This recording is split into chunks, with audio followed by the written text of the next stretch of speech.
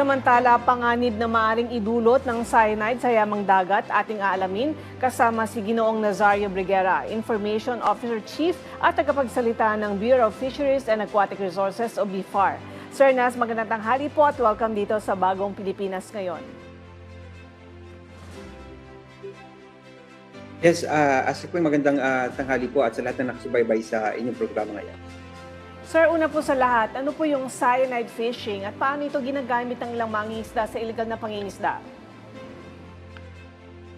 Yung cyanide po, isa po itong uri na illegal at mapanirang uri ng pangisda na gumagamit po ng sodium, potassium cyanide po para makahuli po ng mga isda. Ang naging epekto po kasi nito, likido po ito na parang ibinubuhos doon sa tubig na kung saan nandun yung mga isda, specifically po doon sa mga coral reef.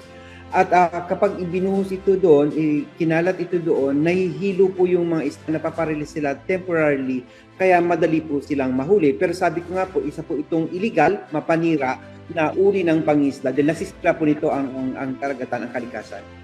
Sir Nas, magandang tanghali. Diane Kirer po ito.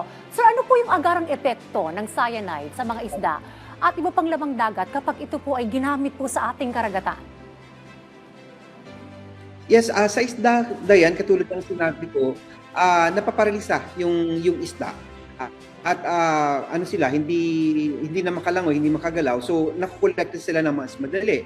Pero ang nagiging ano nito, panganib nito, unang-una, syempre, kung ginamitan ng lason, pwede mag-accumulate ito doon sa laman ng isda, no? Although bihira naman yung kaso na nagkakaroon ng parang massive accumulation doon sa tissue ng isda dahil hindi kaagad-agad sila na-retain doon. Pero ang panganib nito doon sa ating karagatan, lalo na doon sa ating mga bahura, kasi pinapatay nito yung mga tinatawag natin na coral polyps, yung mga papatubo pa lang na mga coral. So kung tuloy-tuloy yung ginagawa ay yung mga organismo sa ilalim ng dagat, particularly yung mga corals na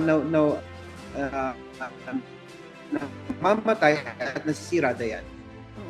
Oh, sir, can you briefly explain to us kung may pangmatagalang epekto itong cyanide sa kalusugan ng dagat kahit matapos na ang insidente ng paggamit nito?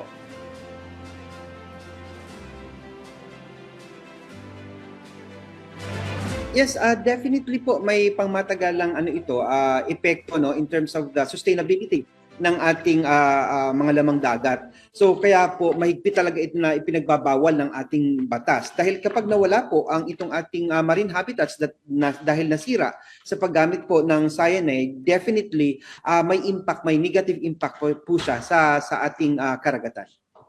Alright, Sir Nas. Pagdating naman sa panganib nitong cyanide sa kalusugan ng tao, ano po ang epekto nito at lalo po sa mga kumukonsumo ng mga isdang nahuli gamit po ito?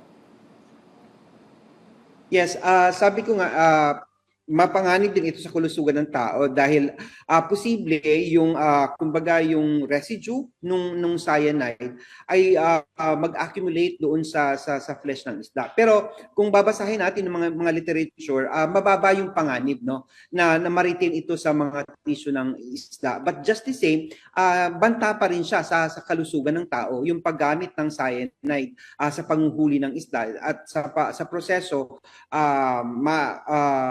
maipapasa no yung panganib sa tao, Dayan.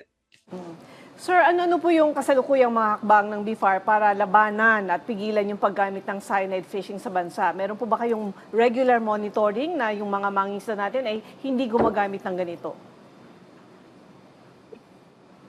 Ang Bureau of Fisheries and Aquatic Research po may mga laboratories no na pwedeng mag-detect unang-una nung cyanide at syempre nandiyan yung law enforcement, yung maigting na pagpapatrolya sa ating mga karagatan sa pagtulungan sa mga local government units na masiguro natin na hindi nagkakaroon ng cyanide fishing at iba pang illegal at mapanirang uri ng pangisda doon sa ating mga karagatan, lalong-lalo na sa ating municipal waters.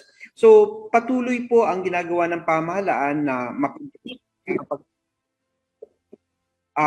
sa illegal fishing, ng preventive measures, no, deterrent para doon sa mga accumulators para mas masiguro natin na napapangalagaan natin ang ating karagatan.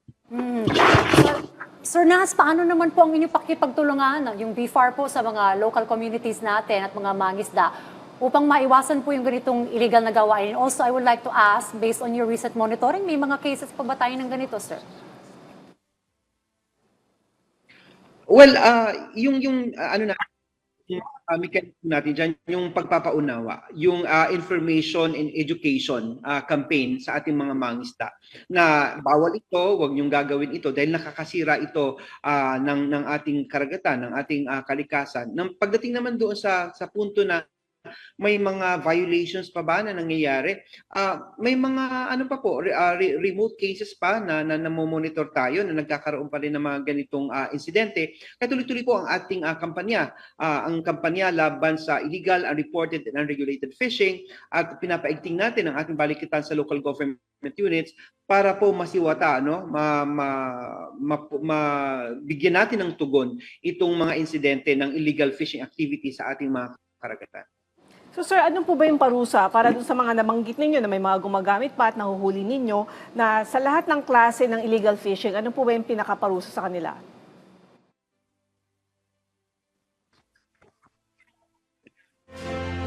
Well, ano yan, may administrative fines, no? May parusang actual sa paggamit yung administrative aspect ng ano. May multa yan sa 30,000, 300,000 sa small scale commercial fishing vessels or operators. 1.5 million naman doon sa medium scale commercial at 3 million doon sa mga large scale commercial fishing vessels, no? At kapag nahatulan naman sa korte, pwede ka pong makulong mula 5 hanggang 10 taon. Right, well, Sir Nas, mensahe at paalala na lamang po sa pag-aalaga po ng ating karagatan. Yes, mahalaga po na maging sustainable at likas kaya ang kayamanan natin sa ating karagatan. Pangalagaan po natin ito at huwag po tayong gumamit ng anumang iligal at mapanirang uri ng pangingisda tulad po ng cyanide. Alright, maraming salamat po sa inyong oras. Ginoong Nazario Brigueria, Information Officer Chief at tagapagsalita ng BFAR. Thank you, sir.